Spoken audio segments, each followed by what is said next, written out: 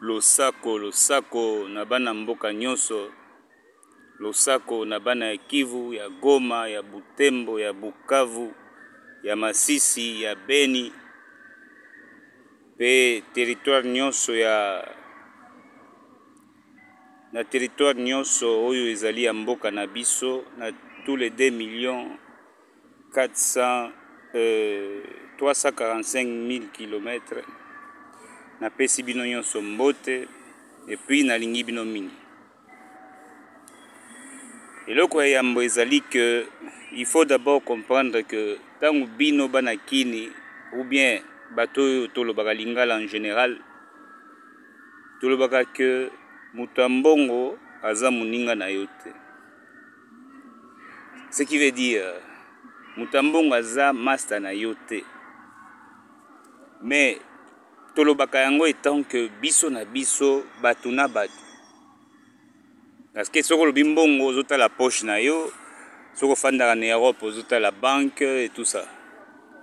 Mais la vérité des choses, na système ya ba état, na système ya ba nation, richesse na yango ba kontaka yango, mbongo ya l'état na mbongo oyo ya nation ba kontaka yango selon ba matière première, ba base matérielle oyo nation ezanango.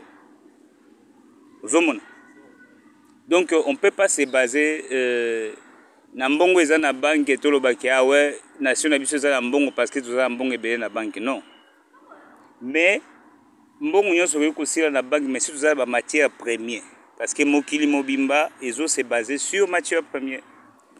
Pour na kozala téléphone, pour na ba ordinateur, pour na kozala na ba micro ya bien, pour na kozala na ba avion ya bien, pour na kozala voiture ya bien, électrique et tout ça. Pour na kotinda ba fusée likolo, ezo servir mabele ya Congo. Ibongo bino siko bana Congo, bolobaka o mutambongo amuninga na ote. Yesu ko sa mutambongo na système ya état. Mais au salaka nini pour se faire valoriser. Pour ebisa mindele ke ngai naza mutambongo naza moninga na yote. Parce que mundele aza na besoin na yo. Yo za besoin mundele te. Entre yo, soko tali bien. Entre yo na mundele, nana yashe muninga. Iza mundele nda yashe biso. Nana yaka ti lelo she muninga.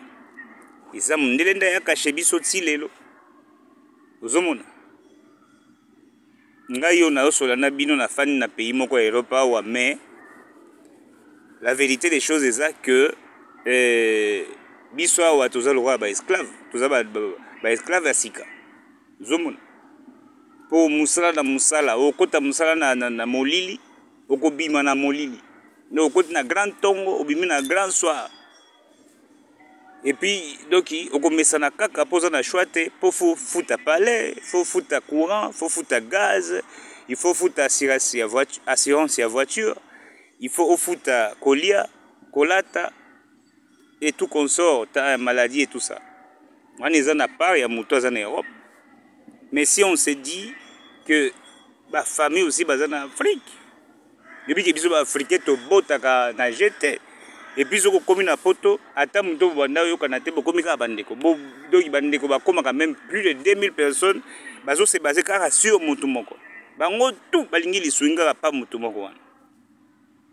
Est-ce que mon peuple to go continuer kaka boy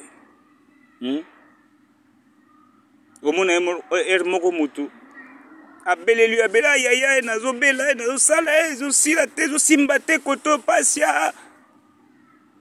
Yo bundi na souci ya bondeko. Otindi kata moi quelque chose. Mais muto achaki yo makelele wana après avoir envoyé l'argent, ako ibso même pas merci. À cause de le jour où l'argent va finir pour t'appeler et te dire qu'il y a encore un autre problème. À part que ya kobosa na ke yo za yo moko bango baza 10 000.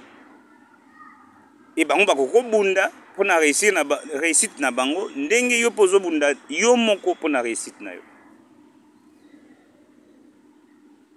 Donc mon peuple, il faut te telema tozwa makambo na maboko.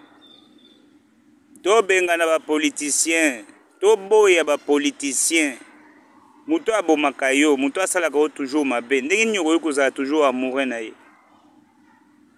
Ata moi basi oyo bazalaka ba amoureuse lokola babenga oyo babaki akomi alangwe bolingo kilau. Mais er moko soki mobali yango okomi ko maltraiter ye, ko beta beta ko sala sala, omona que ako se ressaisir même si bolingo ezalaki, mais omona pe que alobi bon éviter nango. Pe éviter pe. Mais pourquoi bino bokabonaka na bato wana te? Ba faux pasteur, ba faux prophète, ba faux évêque, ba faux évangéliste. Eh? Ba faux historien, ba faux philosophe, ba faux étudiant, ba faux professeur, ba faux enseignant, ba faux politicien, ba faux président. Tout est faux là-bas. Mais nabika eloko moko etikali original eza bino peuple. Botala baninga, botala bandeko na biso oyo basubir koleka na kati ya pays wana nyonso baboma batu te neti babomaka batu na Goma, na Nord Kivu, na Sud Kivu. Mais bango balalaka te, batelemaka. Bino bozozela nini? Congo mobimba, nazoloba kaka Kinshasa te, nazoloba Mbandaka, Équateur, nazoloba Kisangani, nazoloba ba Zaïre, ba Congo. Nous nazoloba tous les bandundu, tout ça. Mbujimai, Bakananga, bino tout faut telema, bande konanga. Tout ça peuple moko, tant ba toucher baninga, ezandenge moko bazo toucher yo. Kokanisa te ke soki bazo siki sakuna pa voisin de balingaka yo. Bazo zela basi sakuna après bakoyache yo. Donc biso za na mboka moko wana. Toko ko se permettre te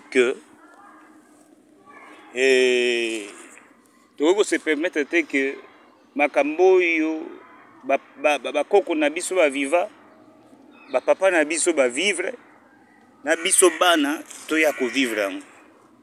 Isa eloko moko bien te, et puis bana na biso ba vivre encore même chose.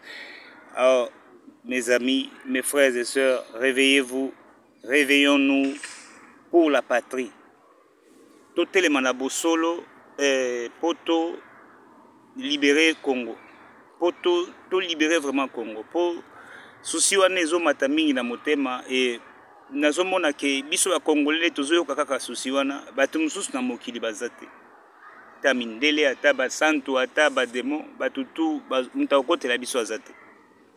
Donc il faut qu'on se fasse courage et qu'on se défende. Il faut qu'on se fasse courage. Tous les exemples à Nord Kivu na Sud Kivu. Tous les exemples ya bande konabiso. To telema, to bunda, to kolonga, ingeta.